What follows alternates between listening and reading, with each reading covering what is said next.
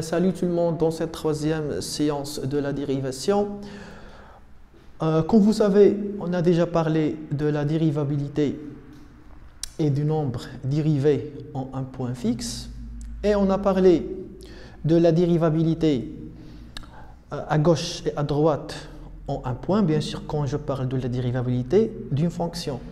Aujourd'hui, Inch'Allah, on va parler de la dérivabilité sur un intervalle et de la fonction dérivée d'une fonction numérique. Donc, pour faciliter la compréhension de cette notion de la fonction dérivée, on va travailler avec une activité, d'accord? Donc, l'activité, c'est, donc on considère les deux fonctions f et g définies par f de x égale x au carré, g de x égale 1 sur x. Dans la première partie de cette activité, on va travailler sur la fonction f de x. Et dans la deuxième partie, on va travailler sur la fonction g de x. D'accord? Donc, travaillons d'abord la première partie. La première question, montrer que f est dérivable en 3 et 4. D'accord? Puis, déduire f' de 3 et f' de 4. Deuxième question de A, montrer que, quel que soit A appartienne à R, f est dérivable en A. De B, on déduire que f' de A égale de A, quel que soit A appartient à R. De C, calculer f' de racine 3 et f' de moins 3 sur 2. Ok? Donc, arrêtez la vidéo pendant 5-10 minutes. Essayez de faire l'activité et redémarrer la vidéo pour voir la correction. Allez, j'espère que vous avez réussi à faire l'activité. On commence la correction. D'abord, on commence par la question 1, montrant que f est dérivable en 3 et 4. Allez, donc, la première question, montrant que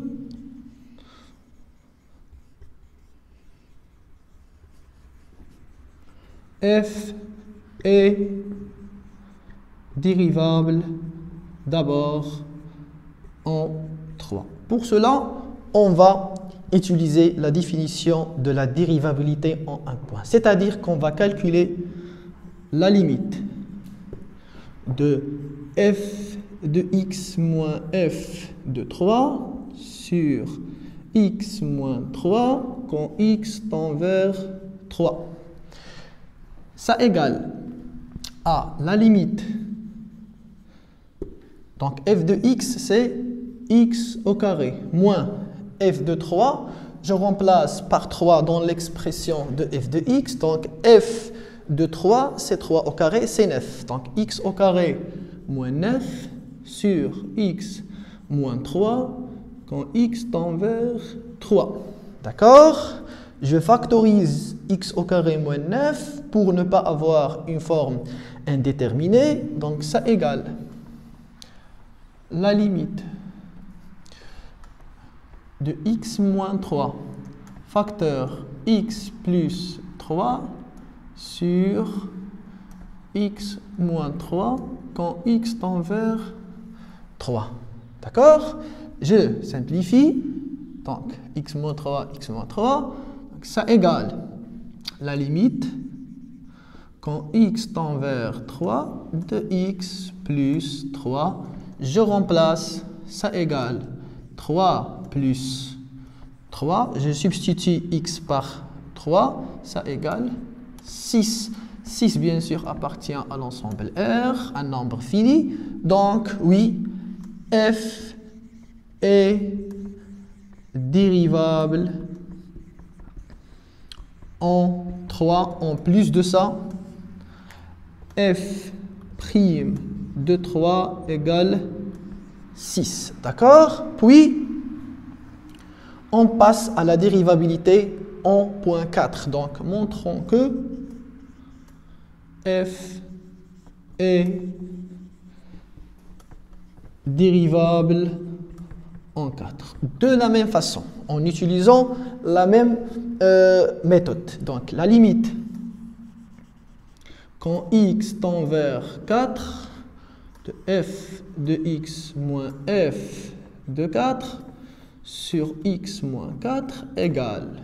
Ok, donc on a déjà fait ça quand x tend vers 3. On va accélérer un peu. Donc, c'est la limite quand x tend vers 4 de x au carré moins 16 sur x moins 4. Je factorise et je simplifie.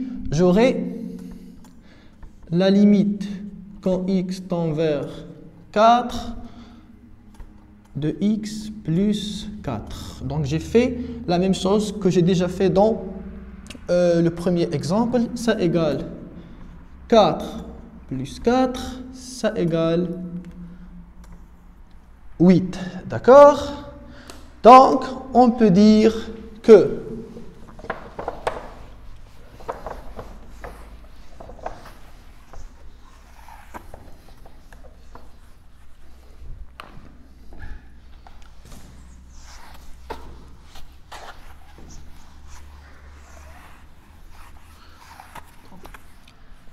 on a trouvé que la limite est finie, ça veut dire égale 8. Donc, on écrit que f est dérivable en 4. En plus de ça, f' de 4 égale 8. OK? On a maintenant répondu à la question numéro 1. On passe maintenant à la question numéro 2A. Donc, dans la question numéro 1, montrons que, quel que soit A appartient à l'ensemble R, pour tout A appartient à l'ensemble R, F est dérivable en A. Donc, pour montrer cela, on va utiliser la même méthode qu'on a juste utilisée avec 3 et 4. Ça veut dire, je commence avec soit A appartient à R, la limite de x tend vers, quand x tend vers A, de f de x moins f de A sur x moins A égale. Donc, f de x, c'est la limite. Donc, f de x, c'est x au carré. F de A, c'est A au carré sur x moins A, quand x tend vers A. De la même façon, je factorise x au carré moins 1 au carré, identité remarquable, c'est la limite de x moins a facteur x plus a sur x moins a quand x tend vers a. Je simplifie. Donc ça égale la limite quand x tend vers a de x plus a. Donc x tend vers a, c'est-à-dire je substitue x par a. Ça va être égal a plus a. Voilà, j'ai substitué x par a, donc c'est 2a. Or, comme le nombre a appartient à R, donc 2a appartient à R, c'est-à-dire que 2a c'est un nombre fini. Donc je peux dire que f est dérivable en a, bien sûr, quel que soit a appartient à R. D'accord? Donc, ce qu'on a montré, on a montré que f est dérivable en a, quel que soit a appartient à R. Dans ce cas, faites très attention à ce que je viens de dire. Donc, f est dérivable sur R. Pourquoi f est dérivable sur R? Parce que f est dérivable en A pour tout A appartient à R. Donc, dans ce cas, si j'ai l'hypothèse suivante, je peux dire que f est dérivable sur R parce que A appartient à R, à un élément quelconque de R. D'accord? Donc, pour montrer qu'une fonction est dérivable sur un intervalle, on doit qu'il est dérivable en tout point de cet intervalle. En général, on dit donc f est dérivable sur un intervalle I. Donc cet intervalle doit être ouvert comme R. Donc R c'est moins l'infini, l'intervalle ouvert moins l'infini plus l'infini. Attention, cette condition est nécessaire pour dire l'expression suivante. F est dérivable sur l'intervalle I si et seulement si f est dérivable en A, quel que soit A, appartient à I. Donc voilà ce que veut dire la dérivabilité sur un intervalle ouvert. Ça veut dire que la fonction est dérivable en tout point appartient à cet intervalle. Donc voilà le premier résultat de cette séance. C'est la dérivabilité sur un intervalle. OK? Donc on a passé à la dérivabilité sur un intervalle en passant par la dérivabilité en un point. D'accord? Maintenant, passons à la question de B. Question triviale parce que la question c'est déduire, donc déduisons f' de A. Donc comme f est dérivable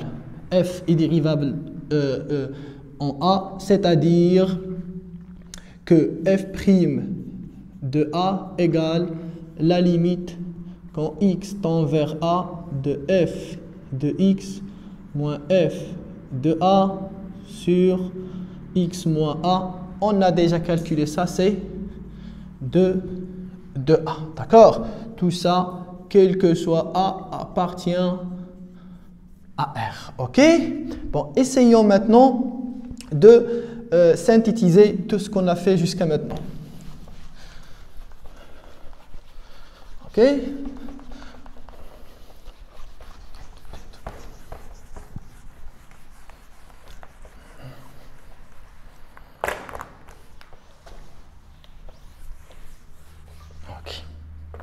Jusqu'à maintenant, on a trouvé que f est dérivable sur R, ok? Puis, on a trouvé que f' de 3 égale 6, f' de 4 égale 8 et f' de A égale 2A, quel que soit A, appartient à R. Donc on remarque, et vous pouvez voir qu'il y a une relation entre le nombre dérivé et le point en lequel on effectue la dérivation de f. D'accord? Donc, il y a une petite relation 3, 6, 4, 8, A, 2A. Donc, on peut écrire qu'il y a une relation donc A, ou bien, je m'excuse, 3, 6, 4, 8, A, 2A. On peut, ou bien on appelle cette relation f', donc la relation f', ou bien la relation f' à chaque point A, il nous donne de A, ou bien lui correspond de A. Donc, on peut définir une fonction f'. Donc, f' de x égale 2x. Ou bien f', c'est une fonction, à chaque x, elle lui correspond de 2x.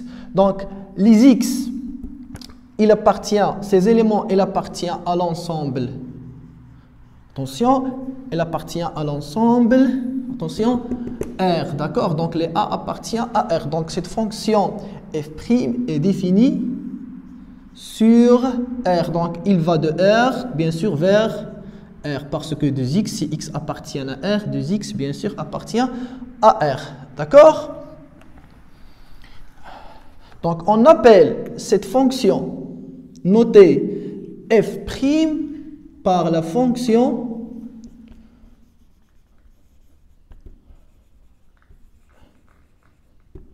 dérivée de f. Donc, f' est la fonction dérivée de f. D'accord? Donc, ça, c'est la définition de la fonction dérivée d'une fonction f. Quand vous voyez, pour, par exemple, 2, ça donne 2 fois 2, ça donne 4.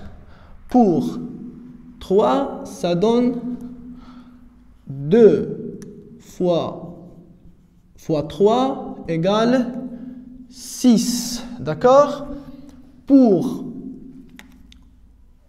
4, ça donne 2 fois 4 égale 8. Donc, au lieu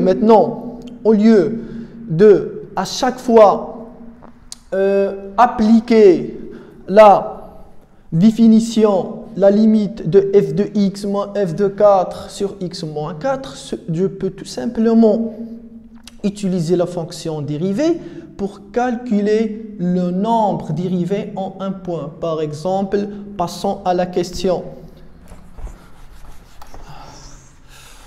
La question C. Donc, ils nous ont demandé de calculer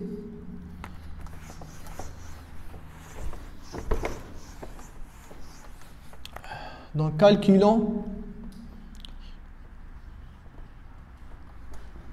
f' de racine 3.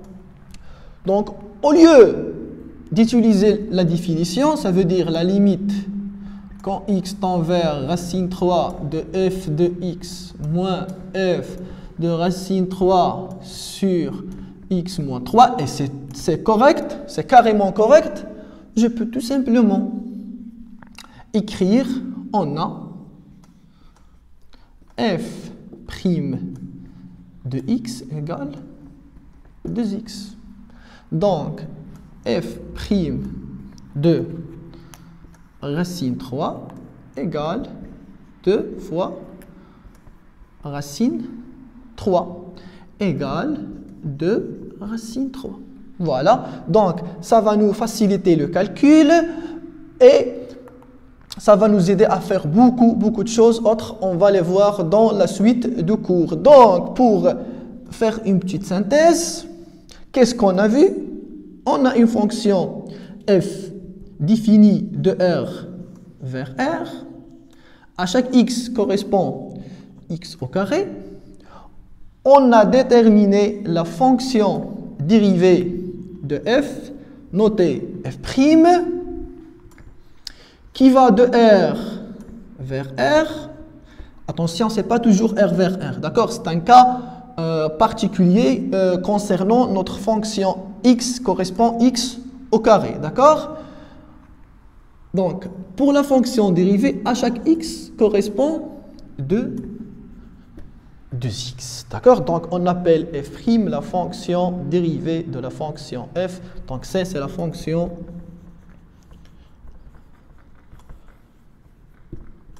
dérivée de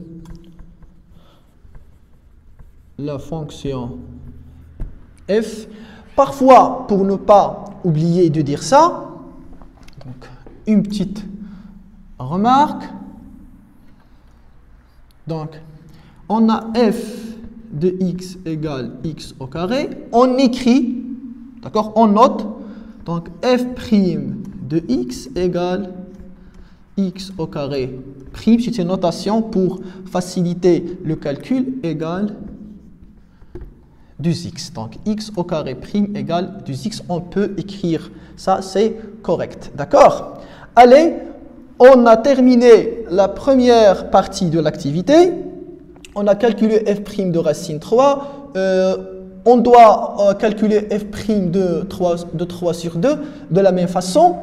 Essayez de faire la deuxième partie que je vais l'écrire sur le tableau et prenez 10 minutes, 5 minutes pour la faire, puis redémarrer la vidéo pour voir la correction. Pour ne pas oublier, on va calculer f' de 3 sur 2. Donc, on a f de x égale f' de x, je m'excuse, égale 2x.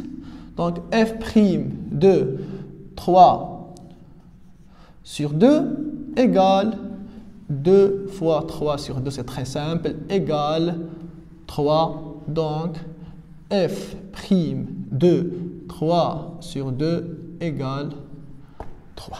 D'accord? Donc, le nombre dérivé de f en 3 sur 2, c'est 3. D'accord? Allez, recopier la deuxième partie de l'activité, puis essayez de la faire dans vos cahiers, puis redémarrer la vidéo pour voir la correction. Allez, voilà la deuxième partie de l'activité. Donc, montrer que la fonction g, ce qui concerne la fonction g, elle est déjà notée dans le début de l'activité. Montrons que la fonction g est dérivable en 2 et en 3. En déduire g' de 2 et g' de 3. Question 2a. Montrer que quel que soit A appartient à R étoile. Attention, on parle de R étoile parce que déjà la fonction g elle est définie seulement sur R étoile parce que la fonction g c'est g de x égale 1 sur x. D'accord? Ok? Donc, montrer que quel que soit A appartient à R étoile, G est dérivable en A. Montrer que quel que soit A appartient à R étoile, G' de A égale moins 1 sur A au carré. Calculer G' de racine 3, G' de 1 sur racine de 7. D'accord? Allez, arrêtez la vidéo. Essayez de prendre 5 ou 10 minutes pour faire l'activité, puis redémarrer la vidéo pour voir la correction. J'espère que vous avez réussi à faire l'activité. Maintenant, on commence la correction. Faites très attention. Allez, donc la première question. Montrons que f est dérivable en point 2. En utilisant la même méthode de la dernière fois, ça veut dire la définition. Donc, on a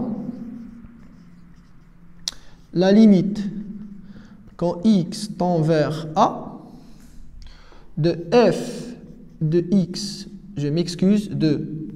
Donc, ça c'est la fonction g, pas la fonction f. Donc, on a l'habitude de dire la fonction f, mais bon, c'est toujours la fonction g, d'accord? Pour qu'on soit d'accord. Donc, g de x moins g de 2 sur x moins 2. X tend vers 2, d'accord? Donc, ça égale la limite quand x tend vers 2. Je remplace g de x par son expression, donc c'est 1 sur x moins 1 sur 2 parce que g de x égale 1 sur x, donc g de 2 égale 1 sur 2 sur x moins 2. Je mets cette expression en même dénominateur, c'est la limite quand x tend vers 2, x moins 2 au dénominateur, et comme j'ai dit, je mets cette expression au même dénominateur. 2 fois x, c'est 2x. 2 fois 1, c'est 2. Moins x. Ok, je remarque que x moins 2 et 2 moins x sont opposés. Je vais factoriser avec moins 1 pour simplifier. Donc, c'est la limite. Quand x tend vers 2,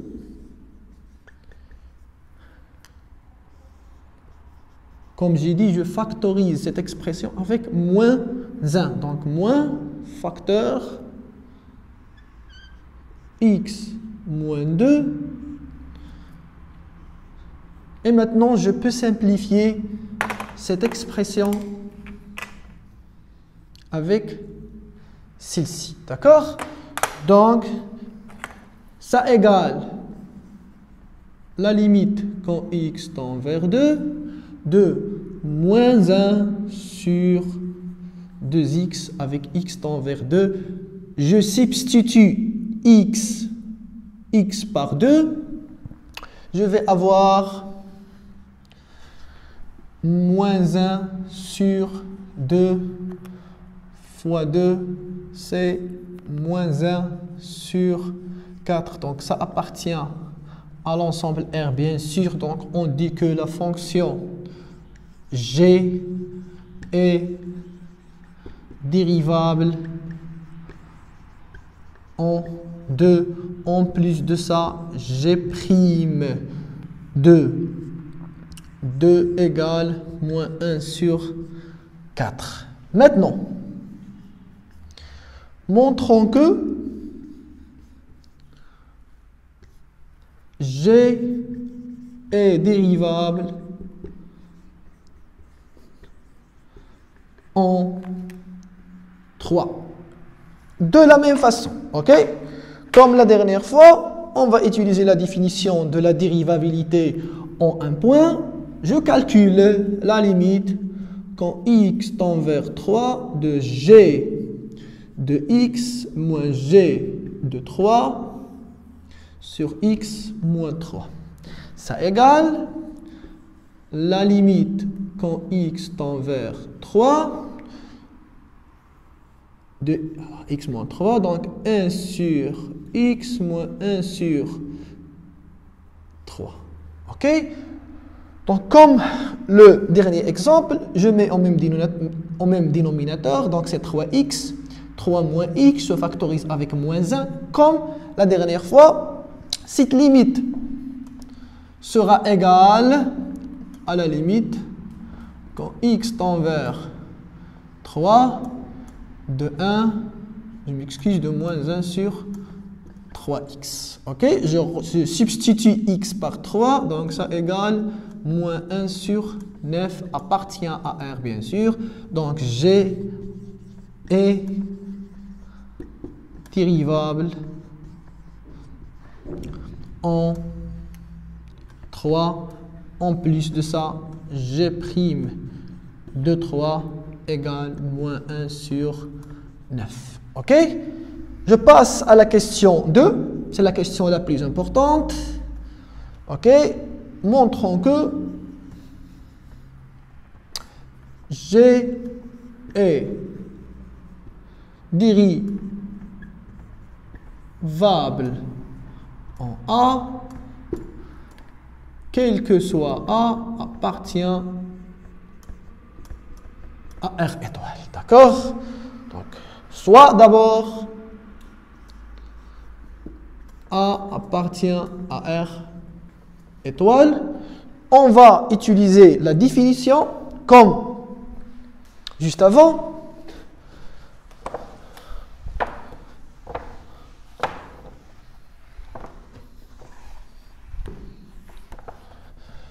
Ok, faites attention, la limite quand x tend vers A de g de x moins g de A sur x moins A. Je remplace g de x et g de A.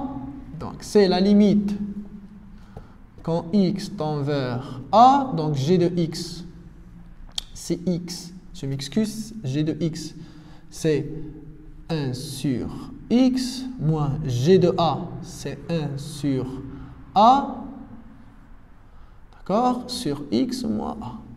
Je mets cette expression au même dénominateur, donc la limite quand x tend vers a, le dénominateur c'est ax, et a fois 1 c'est a, moins x, surtout sur x moins a. Comme vous remarquez, j'ai presque la même expression, sauf que à la place de 2 et 3, j'ai le nombre a, donc je factorise avec moins 1, donc c'est la limite. Quand x tend vers a, ax, je factorise avec moins 1, c'est moins facteur x moins a. Maintenant, je peux simplifier x moins a avec x moins a et je vais avoir la limite quand x tend vers a de moins 1 sur ax avec x tend vers a. D'accord, donc x tend vers a, ça veut dire je substitue x avec a. Donc ça va être égal moins 1 sur a et je substitue cet x par a, donc ça égale moins 1 sur a au carré. D'accord? Or, comme a, le nombre a appartient à R étoile, c'est-à-dire différent de 0, ce nombre appartient à R. Ça veut dire c'est un nombre réel fini. Et comme c'est un nombre réel fini, c'est-à-dire cette limite est un nombre réel fini, on peut dire que la fonction g est dérivable en a, quel que soit a, appartient à R étoile. Donc f est dérivable en a, quel que soit a, appartient à R étoile. Ok, résultat très important à encadrer. Ok, question de B. Ou bien avant de passer à la question de B, allez, on parle un peu de ça. Comme on a parlé de la fonction f. Donc, j'ai déjà dit ça. J'utilise la fonction f, or c'est la fonction g. Je m'excuse encore. Ok. Donc, g est dérivable en a, quel que soit appartient à R. Qu'est-ce que je peux dire en utilisant ce résultat? Je peux dire que g est dérivable en, je m'excuse, sur l'intervalle ou bien sur l'ensemble R étoile. Ok? Donc voilà le résultat. Donc G est dérivable sur R étoile parce que G est dérivable en A pour tout A appartient à R étoile. Ok, on a déjà parlé de ça dans la première partie. Maintenant on passe à la question de B, question triviale. Donc calculons ou bien montrons que f', je m'excuse, montrons que G' de A,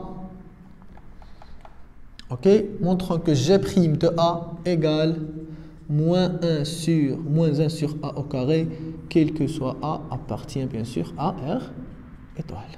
Ok, donc tout simplement, on a déjà dit que G est dérivable sur R étoile, d'accord, et G' de A en général égale la limite quand x tend vers A de G de x moins G de A sur x moins A.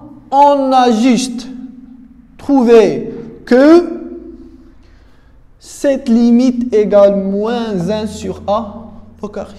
Donc ça égale moins 1 sur A au carré. D'accord? Allez, ça c'est la fonction dérivée de la fonction g de x. Essayons de synthétiser, de résumer tout ce qu'on a fait pour la fonction g, bien concernant la fonction g. Ok? Allez. Donc, qu'est-ce qu'on a trouvé? D'accord? On a trouvé que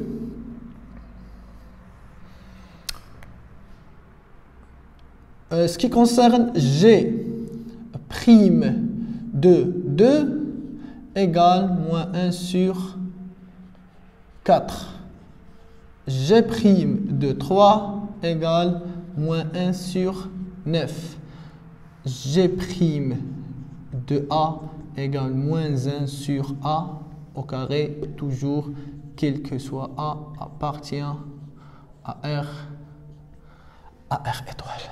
D'accord?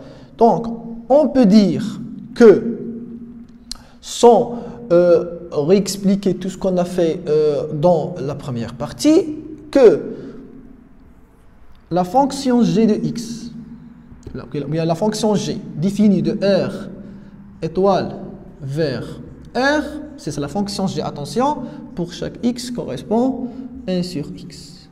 La fonction dérivée de cette fonction, c'est la fonction g' à chaque, ou bien définie sur d'abord R étoile, attention, donc définie sur R étoile vers R. Ok, donc toujours de R étoile ou bien de l'intervalle I vers R, d'accord? On ne s'intéresse pas vraiment à ce moment à l'ensemble d'arrivée, d'accord? Ok, donc à chaque x correspond quoi? Moins 1 sur x au carré. D'accord? Ça, c'est la fonction dérivée. Par exemple, pour le nombre 2, par exemple, son image par la fonction dérivée, c'est moins 1 sur 2 au carré, c'est moins 1 sur 4. Voilà, donc g' de 2 égale moins 1 sur 4. Par exemple, g' de 3, donc c'est moins 1 sur 3 au carré, c'est moins 1 sur 9, donc etc. Donc au lieu d'utiliser la définition pour calculer ces nombres dérivés, maintenant on peut utiliser la fonction dérivée, ce qui va nous faciliter le calcul vraiment, ok? Et on peut écrire, ou bien on écrit que 1 sur x prime, ça veut dire g de x prime égale moins 1 sur x au carré. D'accord? La fonction dérivée de 1 sur x, c'est moins 1 sur x au carré, comme on a juste vu. D'accord? Donc 1 sur x, moins 1 sur x au carré. Ça, ce qui concerne les fonctions dérivées. D'accord? Ça, c'est la fonction dérivée de la fonction g. Allez, la question C. On a presque fini notre activité. Donc la question C, on va calculons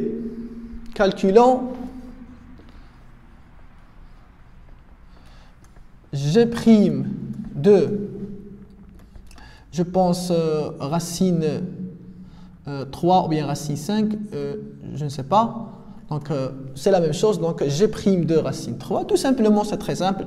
Donc, g' de racine 3 égale tout simplement moins 1 sur racine 3, le tout au carré, égale moins 1 sur 3. Pourquoi? Parce qu'on a juste trouvé que g' de x égale moins 1 sur x au carré. D'accord? Et g' de 1 sur racine 7, ça égale moins 1 sur 1 sur racine 7, le tout au carré, égale moins 1 sur 1 sur 7 égale moins 7. Ok, comme vous voyez, la fonction dérivée,